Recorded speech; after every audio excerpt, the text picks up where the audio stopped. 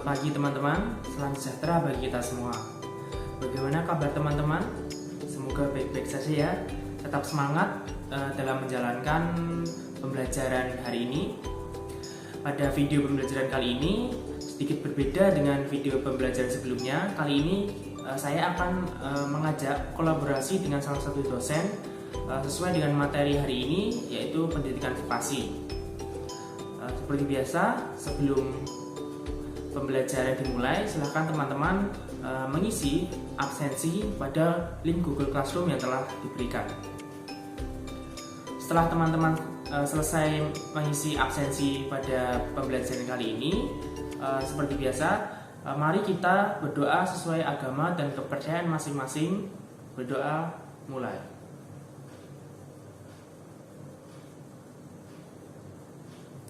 Selesai. Kali ini kita akan belajar mengenai pendidikan vokasi, lebih tepatnya yaitu pendidikan vokasi, sumber daya manusia, dan kemiskinan.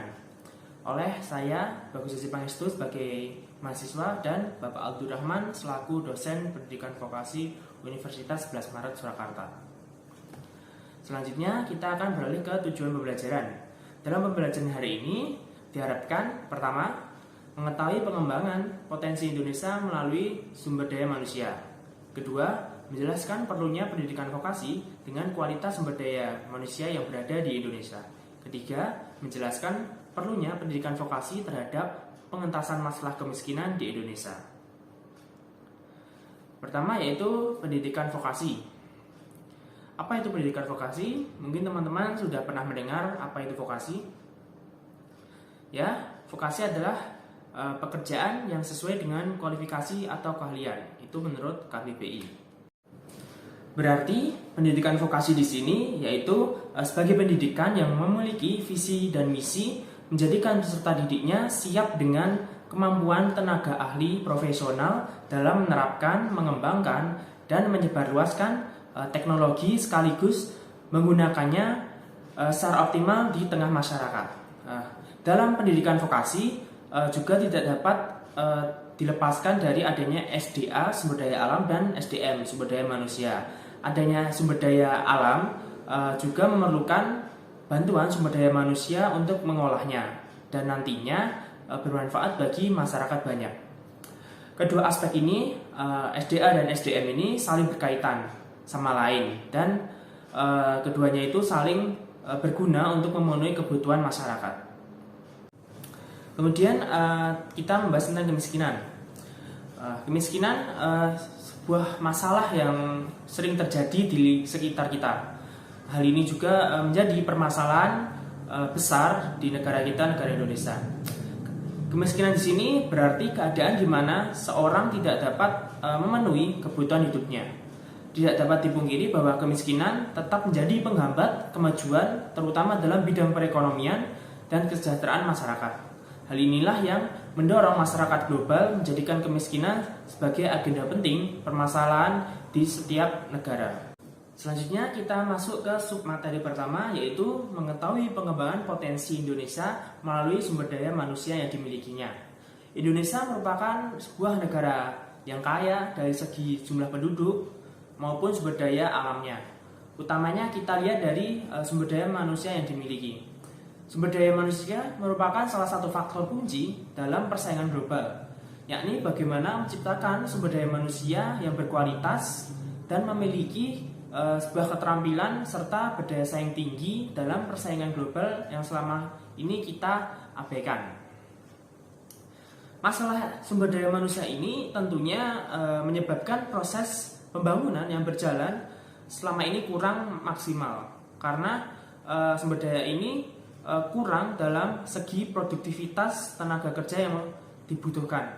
Itu sebabnya keberhasilan pembangunan yang selama beberapa tahun ini digembung-gembungkan itu hanya berasal dari pemanfaatan sumber daya alam intensif seperti hutan dan hasil tambang. Itu pun kita masih memerlukan bantuan pihak asing untuk mengelolanya. Dengan demikian, bukan tidak mungkin kemampuan sumber daya manusia yang kita punya dalam segi manajerial dan produktivitas sumber daya manusia itu masih kurang. Keterpurukan ekonomi nasional tentunya masih di bawah rata-rata, yang hal ini menjadi bukti nyata kegagalan dalam pembangunan akibat rendahnya kualitas sumber daya manusia yang kita miliki. Faktanya, Indonesia dalam kancah persaingan global internasional menempati urutan ke-45 atau terendah dari seluruh negara yang diteliti, di bawah Singapura nomor 8, Malaysia nomor 34, Cina nomor 35, Filipina nomor 38, dan Thailand nomor 40. Menurut catatan Direktorat Jenderal Pendidikan Tinggi di Jendikti, Depdiknas, angka pengangguran Indonesia lebih dari 300.000 orang berdasarkan World Competitive Report. Hal ini sungguh menjadi ironi karena kita dengan sumber daya alam, sumber daya manusia yang tinggi masih kurang bisa atau kurang mampu dalam mengelola dan membuat masyarakat kita lebih sejahtera ke depannya. Lalu kita masuk ke submateri yang kedua, yaitu menjelaskan perlunya pendidikan vokasi dengan kualitas sumber daya alam ataupun sumber daya manusia yang berada di Indonesia.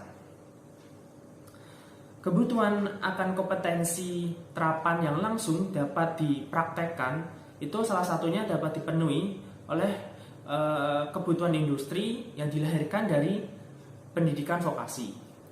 Pendidikan vokasi dalam prosesnya menekankan pengembangan praktek atau terapan dibanding yang sifatnya lebih ke teori.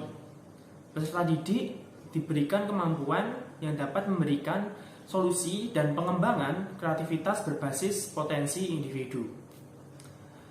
Untuk memaksimalkan sumber daya alam atau sumber daya manusia yang melimpah ini, seyogyanya harus disertai dengan masyarakat yang memiliki kemampuan untuk mengelola sumber daya alam yang ada itu secara baik.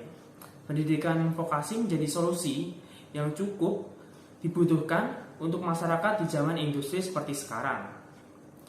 Namun seperti yang kita ketahui, pada kenyataannya apa yang terjadi sekarang itu masih jauh dari perkiraan kita.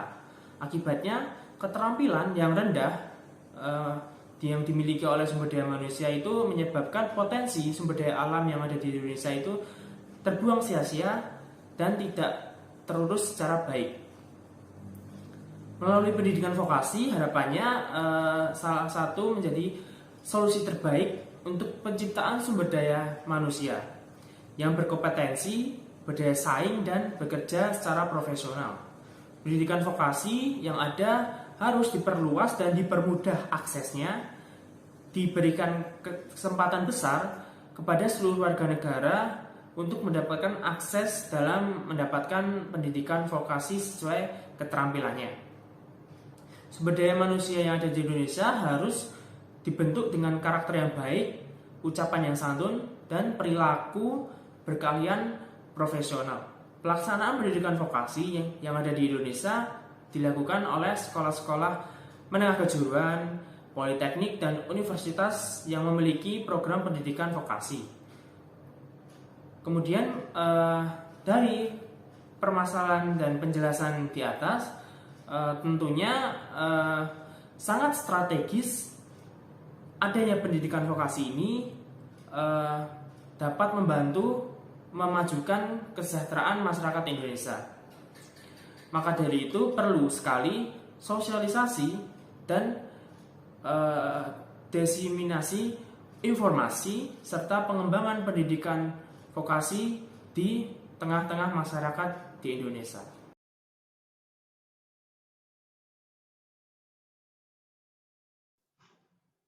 Inilah news update pukul 18 waktu Indonesia Barat. Pemerintah mendorong dunia usaha berkontribusi dalam pengembangan sumber daya manusia di bidang vokasi. Langkah ini dilakukan agar dunia pendidikan Indonesia menghasilkan lulusan-lulusan yang siap kerja dan terampil. Menteri Riset Teknologi dan Pendidikan Tinggi Muhammad Nasir menyebut sinergitas akademi dan industri berperan penting dalam mencetak sumber daya manusia yang siap kerja. Menurutnya, dunia pendidikan harus menyesuaikan dengan kebutuhan industri. Sementara Menteri Perindustrian Erlangga Hartarto mengatakan pemerintah akan terus mendorong komitmen dunia usaha dalam meningkatkan kapasitas SDM di dunia vokasi. Langkah ini dilakukan agar dunia pendidikan Indonesia menghasilkan lulusan yang siap kerja dan terampil.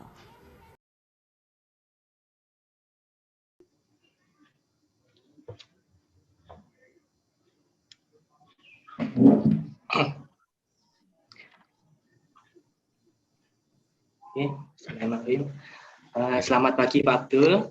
Terima kasih atas waktunya join untuk sebuah kolaborasi video pembelajaran.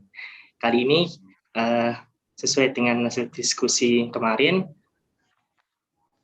saya dan Bapak Abdul akan menjelaskan tentang pendidikan vokasi dan sumber daya manusia sekaligus keterkaitannya dengan kemiskinan. Nah, pada slide ini ada gambar bahwa mengapa banyak orang memilih pendidikan vokasi. Terutama mereka banyak berpikir bahwa lewat pendidikan vokasi mereka akan lebih dibutuhkan kemampuannya, keahliannya dalam dunia pekerjaan. Nah, pertama, ada beberapa alasan yang telah tertulis. Pertama, mereka punya cita-cita yang ingin menjadi sumber daya manusia yang siap kerja sesuai bidang keahliannya. Kedua, lebih ingin menekuni kemampuan yang bermanfaat bagi dunia industri. Tiga, lebih senang mempelajari ilmu praktis atau terapan yang dapat diimplikasikan ke dunia kerja. Nah, mungkin itu ada beberapa alasan yang telah tertulis. Nah, mengapa sumber daya manusia ini ingin memenuhi kebutuhan industri? Itu tanda pertanyaannya. Karena industri memerlukan sumber daya manusia yang dapat mengoperasikan program perusahaan. Proses adaptasi yang akan dialami oleh sumber daya manusia ini terasa lebih mudah karena mereka telah terbiasa bekerja sesuai keahliannya dalam mungkin memegang alat-alat industri yang ada. Nah, karena lulusan pendidikan vokasi dapat langsung memahami dan melakukan pekerjaan sesuai kebutuhan industri. Industri memerlukan level kompetensi dari mulai teknis, manajerial, dan praktis. Dan banyak perusahaan yang mencari sumber daya manusia. Nah, ini mungkin yang dicari oleh para sumber daya manusia, masyarakat yang ingin melanjutkan pendidikannya ke pendidikan vokasi. Nah, perusahaan ini memiliki kompetensi terapan yang diperlukan sehingga memudahkan perusahaan dalam mempercepat produksinya. Secara nyata, lulusan sekolah menengah kejuruan atau SMK sudah bisa bekerja dengan baik, apalagi untuk jenjang yang lebih tinggi. Nah, mungkin ada tambahan dari Pak Abdul, mengapa sumber daya manusia ini sangat memungkinkan untuk memenuhi kebutuhan industri. Terima kasih, Mas Bagus. Assalamualaikum warahmatullahi wabarakatuh. Kolaborasi Mas Bagus dan saya pada pagi ini akan bicara tentang pendidikan vokasi, sumber daya manusia, dan PEVO. Mas Bagus tadi sudah menceritakan tentang mengapa banyak generasi muda tamatan SLTP kemudian dia memilih masuk ke SMK, atau banyak tamatan SMK dan SMU yang banting setir ke pendidikan vokasi di tingkat perguruan tinggi. Saya kira tepat sekali tadi, karena memang sejak awal sekarang ini ya untuk beberapa calon mahasiswa atau calon siswa SMK itu sudah memiliki pengetahuan tentang kemampuan dirinya sendiri, tentang talenta, bakat, minat, itu sudah diketahui, termasuk kemampuan berpikirnya. Jadi saya kira itu dihargai, bahwa lebih baik sekolah yang lebih nyaman. Jadi kunci utamanya mau kejuruan atau sekolah umum itu ya kenyamanan. Kalau nyaman itu senang itu kunci utama untuk belajar, apapun jadi mudah kalau sudah senang dulu. Itu tambahan saya, bahwa enaknya melihat adik-adik kita yang belajar di sekolah bisnis, di sekolah teknologi, sekolah kimia farmasi, sekolah komputer, atau repair ya, repair center kayak bengkel-bengkel itu karena memang sejak kecilnya memang tangannya, pikirannya, perilakunya itu sudah menunjukkan tanda-tanda bahwa ini memang menjadi bagian dari kepribadian, menjadi cita-cita, bisa menjadi bagian dari pilihan hidupnya. Jadi itu selain kesiapan kerja kebutuhan industri, bahwa pendidikan vokasi adalah menjadi batu loncatan tahapan yang terstruktur untuk menjadi seorang pemilik usaha. Yang kedua, ini adalah jiwa-jiwa yang mandiri. Yang ketiga adalah risk taker. Yang keempat, memang berani berbeda. Jadi ada 4 tambahan kami mengapa orang lebih memilih pendidikan vokasi. Jadi soal gaji besar, jabatan dan posisi itu bisa di mana saja. Tapi kalau adik-adik yang memilih sekolah vokasi, dia sudah tahu persis bahwa apa yang saya akan lakukan. Dan dia lebih memilih di jalur itu. Tidak ada yang salah dengan itu. Oke, itu yang saya ingin saya tambahkan mengapa orang memilih. Jadi sekali lagi di puncak cerita seorang yang bekerja di bidang vokasi itu hampir semuanya bukan hanya sekedar untuk bisa melakukan untuk dirinya sendiri, untuk konsumsi rumah tangga, tetapi mereka bisa memproduksi sesuatu, tetapi juga untuk bisa konsumsi orang lain. Nah, konsumsi orang lain itu artinya pasar. Nah, pasar ini dia sudah dari kecil sudah dirintis, dia akan menjadi terampil di dalam perluasan akses pasar yang lebih luas dari rumah, dari tangga, RT, RW, kemudian dari kelurahan, kecamatan, dia bisa buka cabang-cabang yang sama. Betapa anak-anak milenial sekarang itu, meskipun dia dari sekolah akademik, dan disiplin ilmunya apapun, itu kalau dia sudah menemukan passion-nya di situ, menemukan talentanya ada di situ, itu relatif bisa lebih mandiri. Dan itu sangat pragmatis. Di saat pegawai negeri terbatas, di saat industri-industri besar juga lebih senang dengan teknologi yang high capital, high technology, tapi lower human capital, itu saya kira solusi paling bagus. Saya kira itu. Yang lainnya adalah orang teknik itu punya ciri khas problem solver. Jadi orang alumni dari sekolah vokasi itu tidak banyak yang mengeluh terhadap situasi. Dia selalu hadir dengan solusi. Dia selalu dengan problem solver. Itu yang penting. Saya kira itu tambahan saya, Mas Bagus. Pertanyaan intinya mengapa tidak kita melanjutkan ke pendidikan yang kita bisa melanjutkan bakat, minat, atau keahlian yang kita punya lebih maksimal lagi. Tentunya jika kita sesuai dengan keahlian yang kita punya, harapannya di masa depan kita lebih berguna untuk masyarakat tentunya. Gitu. Selanjutnya, pada slide selanjutnya, subbab selanjutnya yaitu menjelaskan perlunya pendidikan vokasi terhadap pengentasan masalah kemiskinan di Indonesia. Pendidikan vokasi, ada kutipan pendidikan vokasi itu metode ampuh lawan kemiskinan di Indonesia. Hal ini secara jelas bagaimana pentingnya pendidikan sebagai kekuatan utama dalam mencegah bahkan mereduksi kemiskinan. Untuk itu pendidikan terbaik dan terjangkau harus diberikan bagi semua warga negara. Nah, intinya pendidikan vokasi dapat dijadikan proyek jangka panjang yang efektif dalam menyelesaikan permasalahan pengentasan kemiskinan. Pendidikan yang mendasarkan kurikulumnya berdasarkan spesifikasi dan kebutuhan tertentu mampu menghasilkan lulusan yang memiliki keterampilan tertentu juga.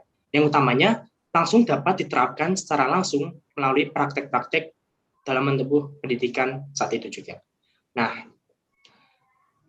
bicara tentang kemiskinan, buat saya pribadi, kunci utama pengentasan masalah kemiskinan ini terkait adanya pendidikan vokasi dan pemanfaatan sumber daya manusia, yaitu dengan memutus aliran lingkaran kemiskinan tersebut.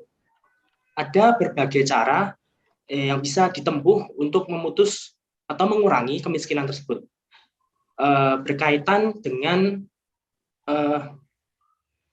bagaimana kita meningkatkan produktivitas. Lewat peningkatan produktivitas, tingkat pendapatan akan naik dan tingkat kemiskinan tentu akan mengalami penurunan. Nah, di sini jika apabila kita kaitkan dengan pendidikan vokasi, pendidikan memainkan peranan penting tentunya. Pendidikan sendiri dapat, yang kita ketahui ada mungkin pendidikan kategori umum atau bisa kita ketahui melalui jenjang SMA dan pendidikan khusus, di mana pada pendidikan khusus ini salah satunya SMK atau sekolah menengah kejuruan yang sesuai dengan para peserta didik atau sumber daya manusia ditempatkan sesuai dengan keahliannya. Nah, di dalam SMK ini utamanya para calon sumber daya manusia ini dapat menerapkan secara langsung melalui praktek yang ada. Nah, dengan menyesuaikan kebutuhan suatu daerah, karena kebutuhan suatu daerah itu pasti berbeda-beda akan tenaga kerja yang diinginkan atau diperlukan. Lewat sekolah kejuruan ini mampu menghasilkan lulusan yang sesuai dengan kondisi dan kebutuhan perekonomian daerah tersebut. Dengan demikian, lulusan yang dihasilkan dapat berkontribusi secara langsung dan cepat dalam membangun perekonomian daerah, salah satunya melalui peningkatan produktivitas maupun membantu optimalisasi proses industrialisasi. Gitu Pak, dari saya. Jadi bagaimana lewat pendidikan vokasi ini, sumber daya manusia dapat mengentaskan masalah kemiskinan yang ada di Indonesia utamanya.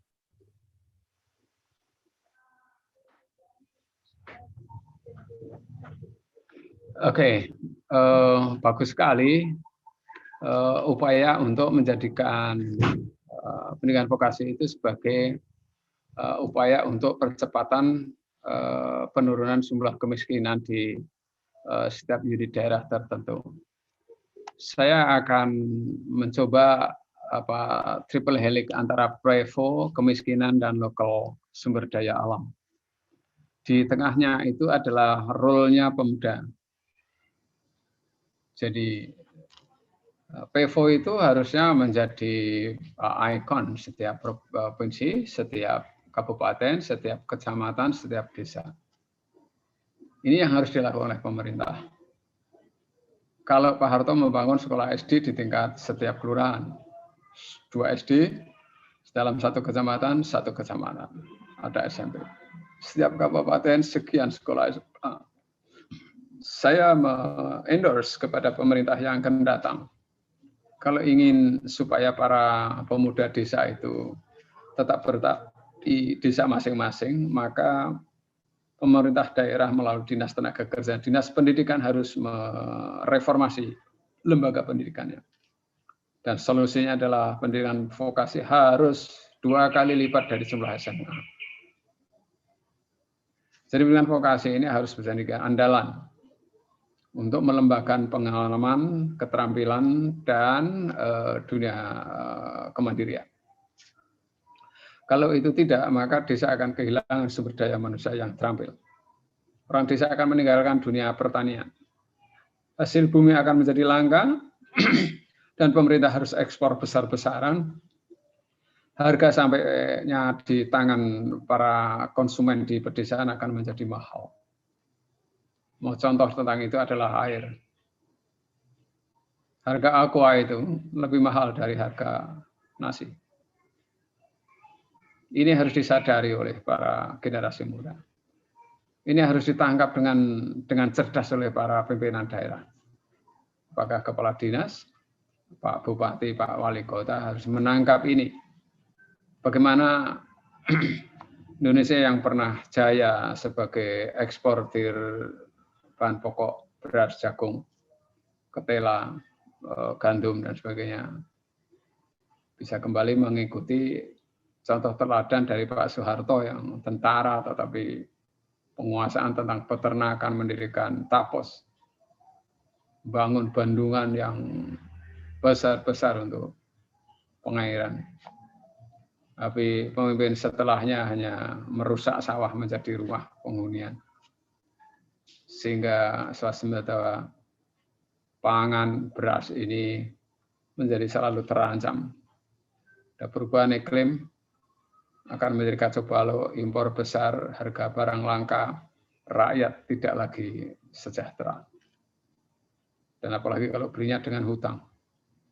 Ini sudah kebangetan. Negeri ini tidak bisa mencapai sejahtera, adil, dan mandiri karena mismanagement. Jadi sekali lagi, kemiskinan di pedesaan itu sebenarnya bisa selesai kalau serius. Jangan dana desa yang 1 miliar itu masuk dalam trap korupsi lagi. Jangan sampai Pak Lurah, Bu Lurah itu menjadi tersangka dengan jaket merah oleh KPK. Semua harus bertindak jujur, transparan, dan tanggung jawab. Jangan mau juga itu rakyat itu hanya kepentingan politik, mau menerima 25.000 tapi menanggung kesusahannya 5 tahun kemudian. Jadi sekali lagi kita butuh institusi yang peduli terhadap pendidikan vokasi. Menjadi salah satu pilihan untuk mengentaskan para adik-adik kita yang hanya tamatan SLTA, tamatan SMP itu. Dirikanlah industri daerah, dirikanlah bank desa, dirikanlah lembaga pelatihan tingkat desa. Kalau agar anak-anak desa tetap berada di desa, tetapi penghasilan tidak kalah dengan kota. Untuk awal pertama selama 3-5 tahun ya harus oleh bupati itu didampingi, dimodali, diyakinkan bahwa dalam membangun generasi yang berusaha sesuai bidangnya, peternakan, perikanan, perteluran atau pertanian atau apapun, dalam kurun 5 waktu harus bisa membuktikan bahwa mereka survive dengan sumber daya alam di daerahnya. Dan disitulah kehadiran kepala dinas, balai latihan kerja, bank-bank yang pro rakyat, apalagi syariah bagi hasil, menjadi modal utama. Jadi kemiskinan bukanlah hanya ukuran kalori yang dimakan per hari atau rupiah yang dia belanjakan per orang per hari, tapi kemiskinan adalah sebuah tantangan yang harus didekati, harus didampingi, dan harus dicintai bersama, tapi juga jangan memberi kalau itu justru menjadi racun yang namanya ketergantungan. Saya kira setiap desa harus punya industri. Jadi apapun harus dibuat industri yang bisa memutar uang sesuai kebutuhan daerah itu, sesuai dengan sumber daya lokal itu. Jadi jangan sampai sebuah perusahaan dimiliki oleh orang lain, kerja tetangganya yang terdekat enggak, nanti di demo, rusak. Ya, itu saya kira jawaban saya. Memutus mata rantai kemiskinan adalah sistemik. Pendekatannya harus sistemik, tidak hanya melihat orang miskin. Orang miskin itu sebenarnya orang kaya yang tertunda. Kalau umur kesempatan, dapat modal, dampingi sampai mandiri betul, mereka adalah sebenarnya orang yang bisa berkembang untuk dirinya sendiri, keluarganya, tetangganya, bahkan untuk bangsanya. Saatnya pemerintah daerah harus mendekati rakyat, bukan mendekati siapa yang bisa membayar. Terima kasih. Assalamualaikum warahmatullahi wabarakatuh. Waalaikumsalam warahmatullahi wabarakatuh. Terima kasih Pak Abdul atas waktunya dalam kolaborasi video pembelajaran kali ini. Setelah teman-teman selesai menyaksikan video kolaborasi antara saya dan Bapak Abdurrahman, kita langsung beranjak ke kesimpulan. Pendidikan vokasi adalah pendidikan yang mempunyai hasil output berupa sumber daya manusia yang menjadikan lulusannya atau peserta didiknya itu siap dengan kualifikasi keahlian yang ia punya dan dibutuhkan untuk dunia industri. Banyak negara-negara maju di dunia berhasil dengan kualitas SDM yang sesuai dengan kualifikasi dan kompetensi untuk memenuhi kebutuhan pembangunan di negaranya. Mengingatkan pentingnya pendidikan sebagai kekuatan utama dalam mencegah bahkan mereduksi kemiskinan yang ada di negara manapun. Untuk itu, pendidikan terbaik dan terjangkau harus diberikan dan wajib bagi semua warga negara. Nah, seperti itu video pembelajaran kali ini tentang materi pendidikan vokasi dengan kaitannya sumber daya manusia dan kemiskinan. Selanjutnya ada asesmen pembelajaran untuk teman-teman semuanya. Asesmen pembelajaran kali ini teman-teman diwajibkan untuk mengerjakan soal untuk mengukur pemahaman teman-teman terkait materi hari ini melalui Google Form dengan link yang telah diberikan. Kemudian ada tugas evaluasi melalui Google Classroom, yaitu tuliskan resume dari pembelajaran yang kita lakukan hari ini, yaitu tentang pendidikan vokasi dalam pengentasan masalah kemiskinan dengan kaitannya dengan sumber daya manusia tentunya, dan kaitkan dengan program pemerintah yaitu Link and Match dengan kode Google Classroom yang telah diberikan. Selanjutnya, apabila teman-teman masih kebingungan, teman-teman bisa mencari buku referensi pembelajaran secara online seperti kedua buku yang telah saya rekomendasikan tersebut. Sekian video pembelajaran kali ini. Saya ucapkan terima kasih untuk teman-teman semua yang telah memperhatikan hari ini, dan tidak lupa saya ucapkan terima kasih kepada Bapak Abdurrahman selaku dosen pengampu pendidikan vokasi program studi pendidikan sosiologi antropologi Universitas 11 Maret. Apabila ada salah kata, saya mohon maaf. Sekian, assalamualaikum warahmatullahi wabarakatuh.